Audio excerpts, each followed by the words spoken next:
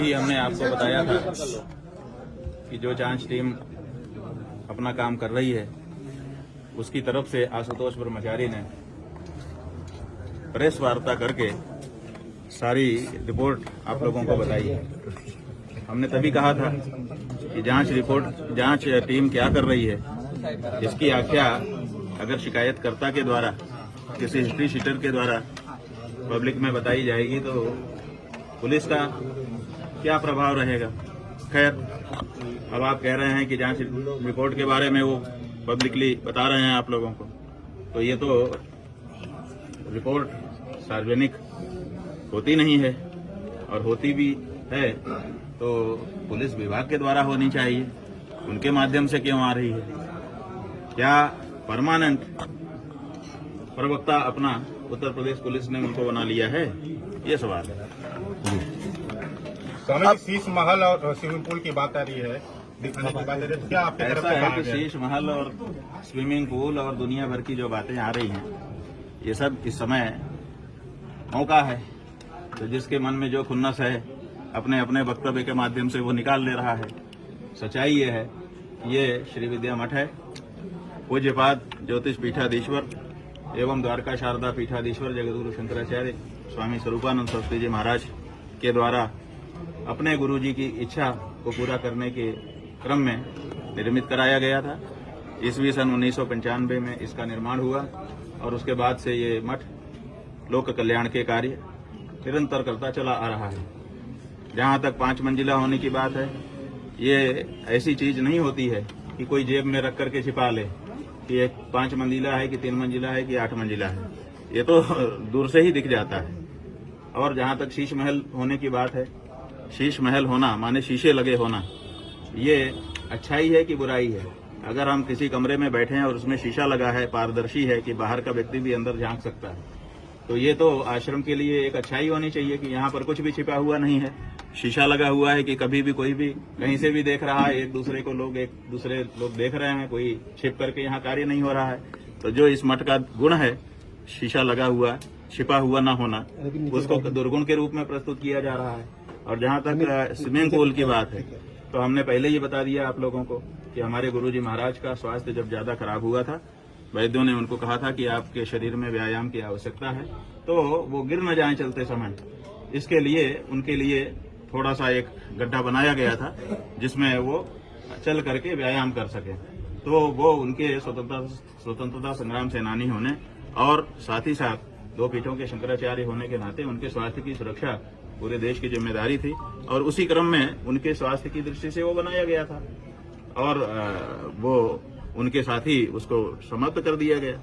तो ऐसी परिस्थिति में, और जहां तक यह है कि किसी को घुसने नहीं दिया जाता, बहुत दुर्गम है, गोपनीय रखा गया है, तो सवाल यह है कि आप लोगों ने जाने कितने आंदोलन श्री विद्या मठ से देखे हैं, और आप में से जो नए नए पत्रकार आ जाते हैं, इसलिए हम भी बहुत मुश्किल में पड़ जाते हैं कहने को, लेकिन आप पुराने आपके पत्रकारों से पूछिए जो अब कार्यालयों में बैठ करके काम कर रहे हैं आपके ऊपर, आप ग्राउंड पर आते हो, उनसे पूछिए कि जब हम लोग नीचे भूखंड पर मिलते ही नहीं थे, माने भूमिगत तल्ले पर, पहले ऊपर ही सबसे मिलते जुलते थे, जहाँ गुरुजी रहते थे वहीं पर सब लोग उनका दर्शन करने भी जाते थे, वहीं हम भी मिलते जुलते थे। सालों ऐसा ही चलता रहा, जितने आंदोलन चले हर आंदोलन में ऊपर ही जाते थे लोग। लेकिन बाद में जब ज्यादा लोग आने लग गए हमारे शंकराचार्य होने के बाद, तो बहुत सारे वृद्ध लोग होते थे, वो कहते थे कि हम ऊपर कैसे चढ़ के जाएं।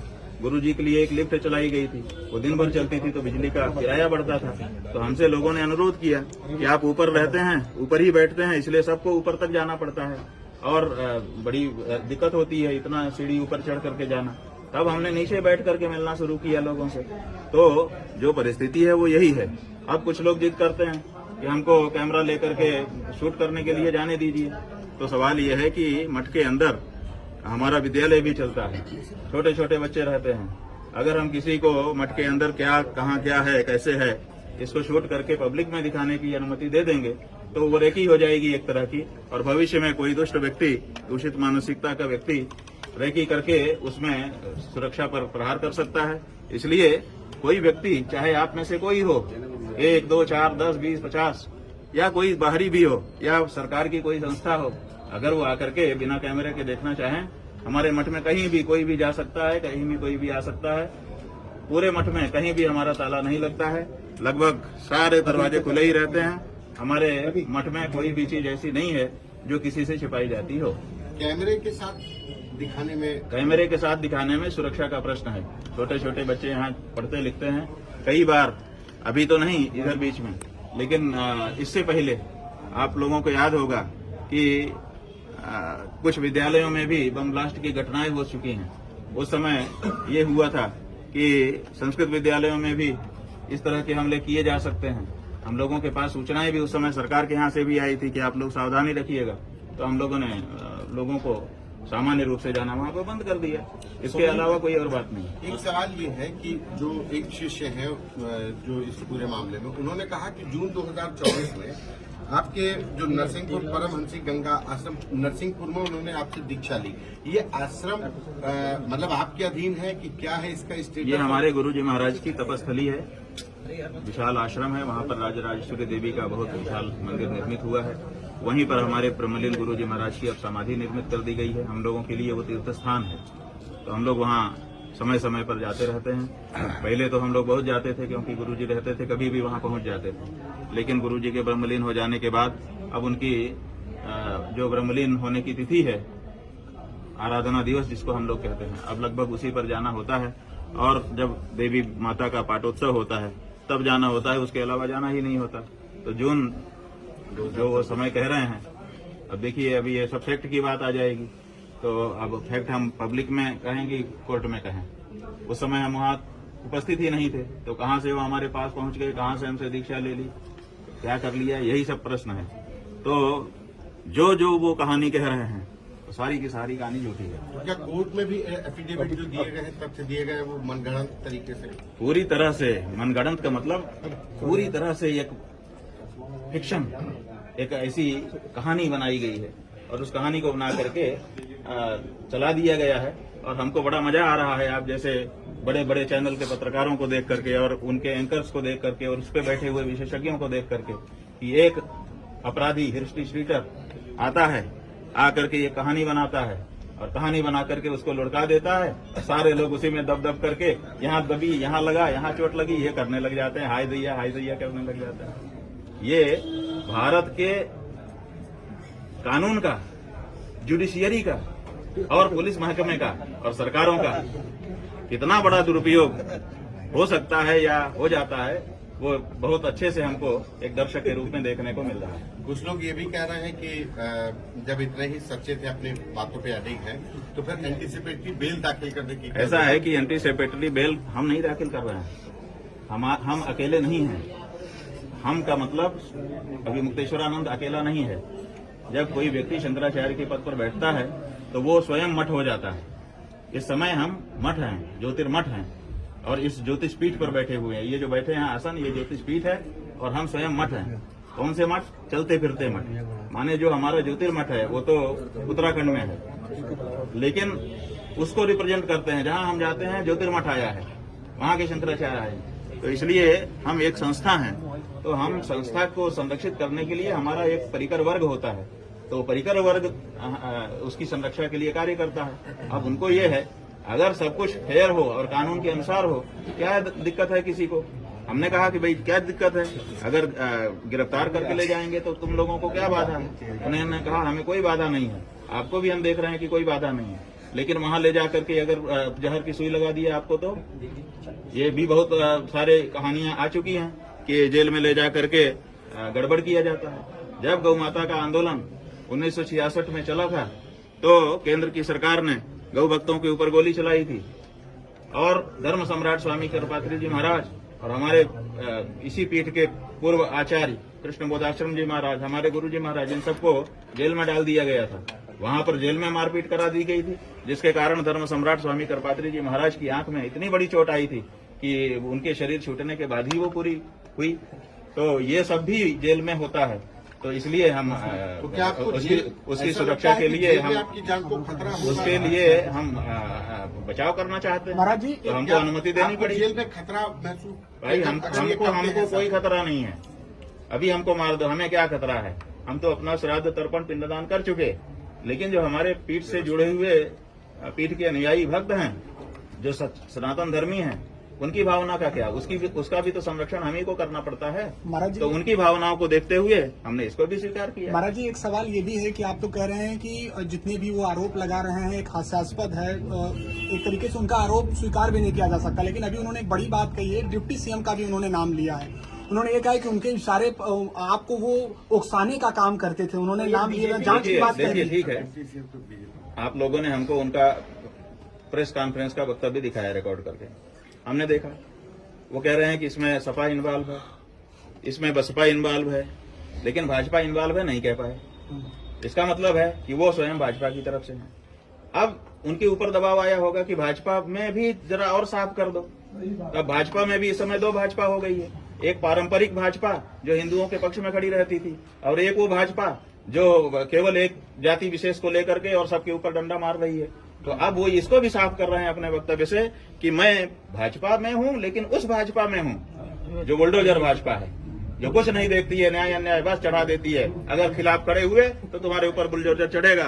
मैं उस भाजपा का व्यक्ति हूँ, क्या समझते हो मेरे को? तो यही संभवतः उनका कहने का आशय है। कौन से डिप्टी सीएम आपका करीब जिसके इशारे पर उन्होंने कहा? अरे भाई, आप लोग उनसे पूछते नहीं हो, जब आपके सामने वो वक्तव्य देते हैं तो आपकी बीवी बन जाती है। आप उनसे पूछ लेते कि कौन वाला, क्यों दो डिप्टी सीएम है, कौन वाला महाराज? जी महाराज आप पूछ लेते, लेकिन आपने जी महाराज से पूछा नहीं, अब हमसे पूछ रहे हैं। हम उनके मन की बात कहाँ से जान सकते कल हैं? महाराज जी अब कोर्ट में सुनवाई है, कल क्या कहेंगे, कल उसको लेकर के? देखिए, सुनवाई है तो उसके लिए वकील हैं, वो वहाँ पर हम लोगों का जो पक्ष है, सत्य का पक्ष, न्याय का पक्ष, वो रखेंगे।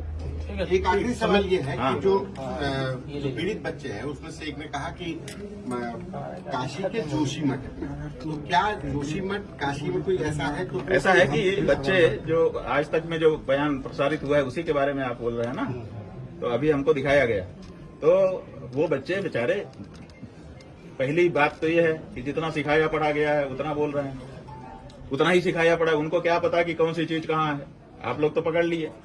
दूसरी बात यह है कि वो बच्चे वही हैं, ये कौन वेरीफाई करेगा? आज तक ने शपथ पत्र पूर्वक कहाँ घोषणा की कि हम उन्हीं बच्चों को पेश कर रहे हैं? तो एक तो ये बात है, और दूसरी बात यह है कि जो जुवेनाइल बोर्ड है और जो पाक्सो एक्ट है अपने यहाँ पास है पहले से, वो पास्को एक्ट कहता है कि जो माइनर हैं, नाबालिग हैं, जिनके साथ अत्याचार अनाचार हुआ है, पीड़ित हैं जो, उनकी पहचान को किसी भी दशा में बाहर नहीं किया जाएगा। तो अब सवाल ये है, ना तो उनका नाम बताया जाएगा, ना तो उनकी उम्र बताई जाएगी, ना तो उनका गांव, ना तो उनके परिवार के लोगों का नाम, ये सब नहीं बताया जाएगा। तो अब सवाल ये है कि आज तक को किसने बताया कि ये हैं पीड़ित? किसी ने बताया होगा, और ये प्रोसीडिंग पूरी क्लोज रहती है। या तो न्यायालय को पता होता है, या तो पुलिस को पता होता है, या तो शिकायतकर्ता को पता होता है, या तो बच्चों को पता होता है। ठीक है, 4 हैं इसमें पक्ष। तो अब बताइए, न्यायालय ने बता दिया आज तक को, कि पुलिस ने बता दिया आज तक को कि ये बच्चे हैं, कि शिकायतकर्ता ने बता दिया कि ये बच्चे हैं, कि बच्चे स्वयं वहां पहुंच गए कि आज तक में हम आए हैं। पहले वो कहते थे कि हमको बचाने वाला कोई नहीं है, और अब वो जानते हैं कि आज तक हमको बचा देगा, हम आज तक के पास पहुंच जाएं। किसने बताया उन बच्चों को कि यही बच्चे हैं, यही इनका नाम है, यही इनकी पहचान है, और इनसे आप इंटरव्यू करो तो सच्चाई निकल करके सामने आ जाएगी?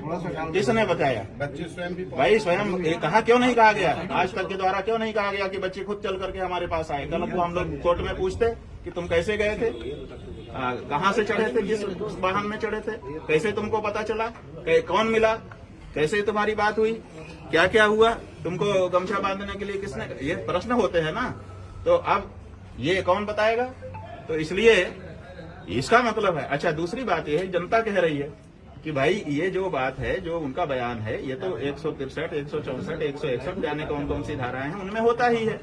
वो अपना बयान देते ही, आज तक को इतनी जल्दी क्या थी कि बच्चों को ला करके उनको पूछताछ करके अभी केस निपटा दो? तो इतनी हरी किस बात की है? इसका मतलब है कि शंकराचार्य को बदनाम करने का जो कुछ भी मौका हो उसको छोड़ो मत। और ये सब क्यों?